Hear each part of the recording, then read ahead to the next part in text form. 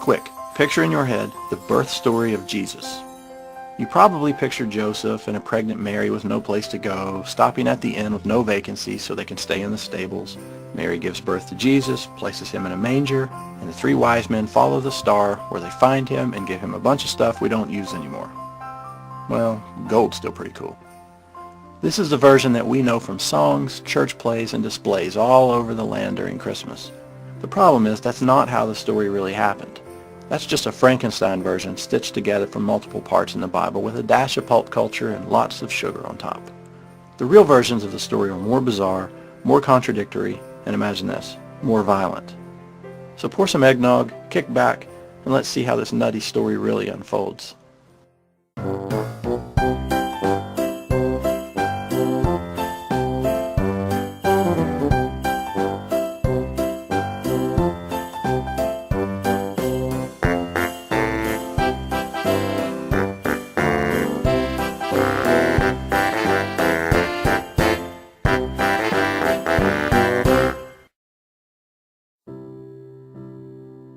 We are told that Jesus was born of a virgin in Bethlehem in the most important birth in human history. The problem is, out of all the books in the Bible, only two of them tell the story, Matthew and Luke. The other two Gospels and all the other epistles and books of the New Testament never mention the birth story one single time.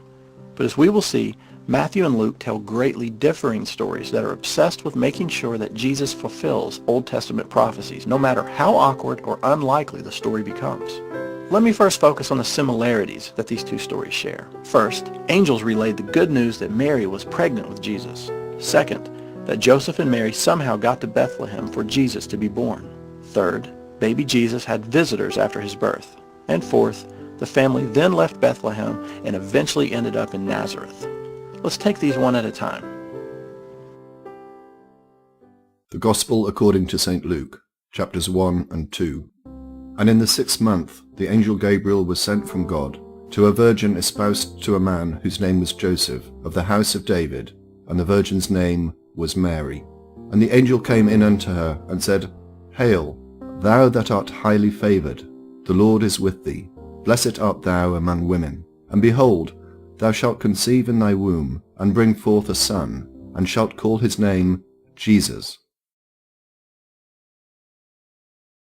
The Gospel according to St. Matthew, chapters 1 and 2. Behold, the angel of the Lord appeared unto Joseph in a dream, saying, Joseph, thou son of David, fear not to take unto thee Mary thy wife, for that which is conceived in her is of the Holy Ghost. Then Joseph, being raised from his sleep, did as the angel of the Lord had bidden him, and he took unto him his wife, and knew her not until she had brought forth her firstborn son, and he called his name Jesus. So who was told, Mary or Joseph? Now the apologists will say, well, the angels told both, and the authors are just telling it from different angles. Well, fair enough, but let's see if they keep that up. Now when Jesus was born in Bethlehem of Judea in the days of Herod the king, Matthew starts simple. Jesus was born there, and we'll see later that it's in a house. Presto, done. Luke must have heard that Joseph was not from Bethlehem, so he needed to get creative. And he goes a little overboard. And it came to pass in those days that there went out a decree from Caesar Augustus that all the world should be taxed. And this taxing was first made when Cyrenius was governor of Syria. And all went to be taxed, every one into his own city. And Joseph also went up from Galilee, and unto the city of David, which is called Bethlehem, because he was of the house and lineage of David, to be taxed with Mary his espoused wife, being great with child. So instead of just putting them there, Luke comes up with this crazy census. And it's here we have our first major problem. Writing nearly 80 years after the events, Luke didn't know that he would be fact-checked on historical events. Augustus ruled from 44 or 42 BC until 14 AD, but there is absolutely zero record of any empire-wide census. Sending illiterate people back to their ancestral home would have been impossible, and if done, would have turned the Roman Empire upside down. At the very least, it would have been recorded.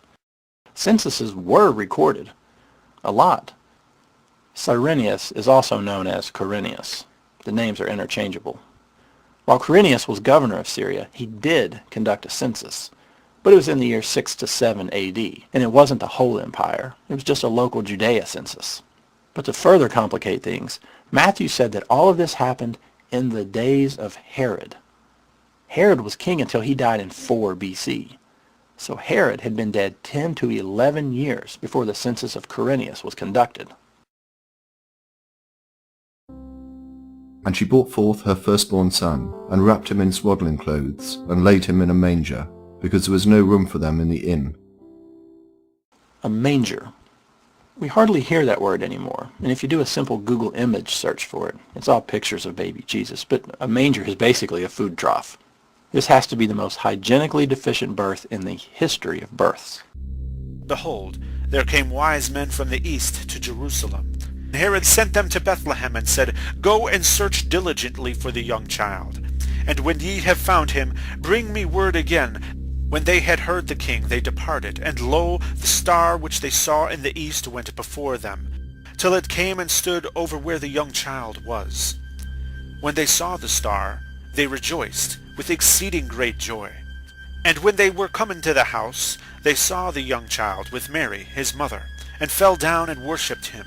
And when they had opened their treasures, they presented unto him gifts, gold, frankincense, and myrrh. How many wise men are there? I've always been told there were 3, but there could be just 2 or 5 or 10, 20, who knows? Anyone with scientific knowledge will also object to a star somehow pointing out the location of a house. It's a cute story, but it's impossible. And you notice that in Matthew, the wise men find the baby in a cozy house and not laying down his sweet head in a container for horse spit and pig slop. And speaking of wise men, they aren't among the visitors named in Luke. And there were in the same country shepherds abiding in the field, keeping watch over their flock by night. And lo, the angel of the Lord came upon them, and the glory of the Lord shone around them, and they were sore afraid. And the angel said unto them, Fear not, for behold, I bring you good tidings of great joy, which shall be to all people. And this shall be a sign unto you. Ye shall find the babe wrapped in swaddling clothes, lying in a manger. A manger? Ew. And when 8 days were accomplished for the circumcising of the child, his name was called Jesus.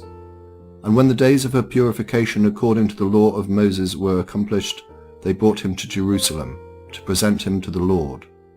And when they had performed all things according to the law of the Lord, they returned to Galilee, into their own city, Nazareth. So they clipped his little wiener, they waited for Mary to quit all that woman bleeding, and they ended up in Nazareth. Pretty straightforward. Nothing really important to note here, right? Matthew begs to differ with what happens after they leave Bethlehem.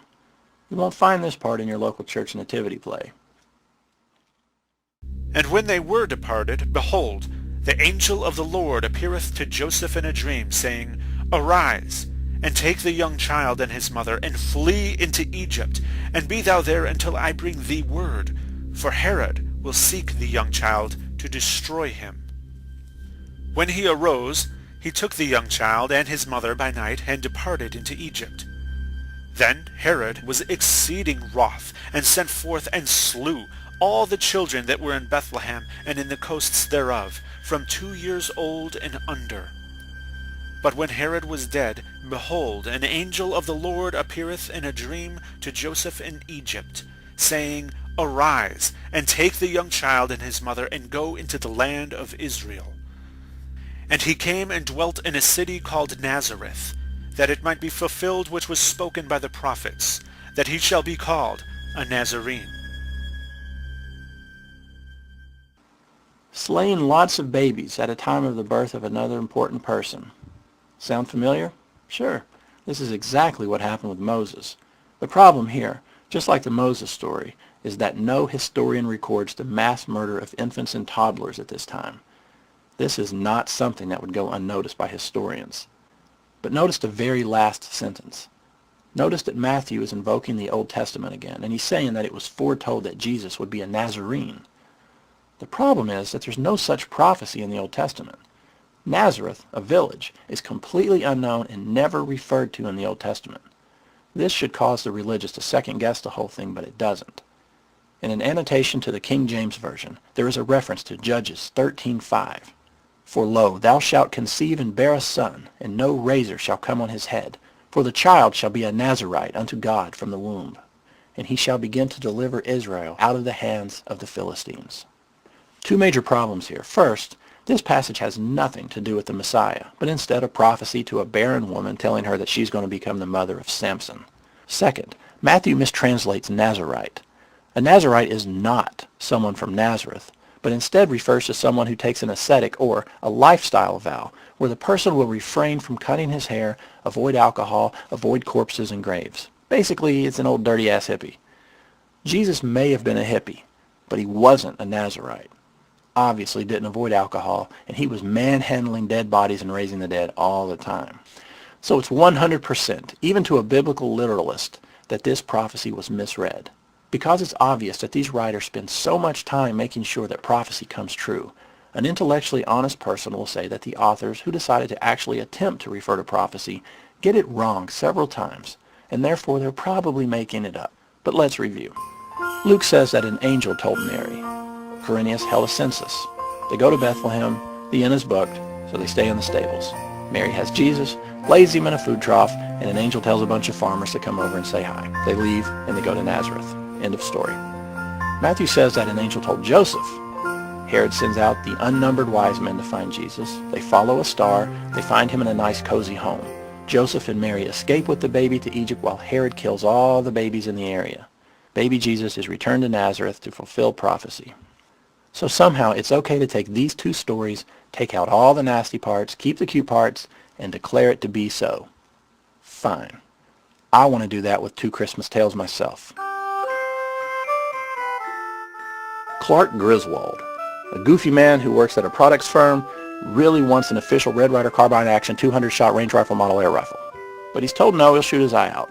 So he runs from home, he sleds down. His dad always has all these funny encounters with the neighborhood makes his dogs. boss's son stick his tongue on a frozen pole. What was And his this? brother-in-law shows up with a dirty old RV camper, and together they go His to dad the nice Santa Claus award and climb as up a the wall lady. to sing where an elf Mother is really needs weak, you. but Santa Claus kicks him in the face and says, he's really wanting his Christmas bonus so he One can build a time, Clark swimming pool grabs in the the neighborhood bully backyard. and pins him down and starts hitting him while he's saying frickin' frackin'. And he has this cat who likes to chew on the electrical lights on the Christmas tree, and he electrocutes himself. And it was all done so that this could fulfill prophecy.